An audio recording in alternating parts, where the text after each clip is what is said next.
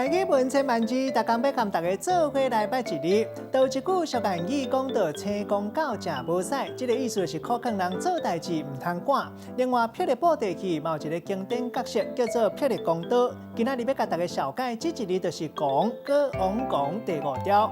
这个公的意思就是讲一个人的情绪伤过激烈、伤过激动，无法度控制，咱讲掠公起公。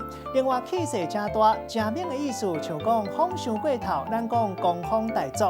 啊，若是真爱做一件代志，咱嘛讲公。像讲有的人兴钓鱼，嘛会当讲是公钓鱼。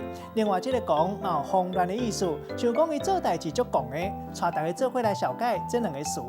头一个读做掠公，这意思是讲一个人因为生气，或者是伤过头紧张，引起到情绪足激动。第二个词读做心公火倒，这嘛是同款意思，会当讲是起公足着急。另外，咱嘛会当讲是心公火热、心公燥热，拢是讲一个人真着急。咱用一句话来举例，甲这两个词夹做伙。譬如讲，囡仔趁大人无伫厝，赶规赶这个油菜起来乌白菜。本来想讲时段转来一定会心公火倒，规个掠公。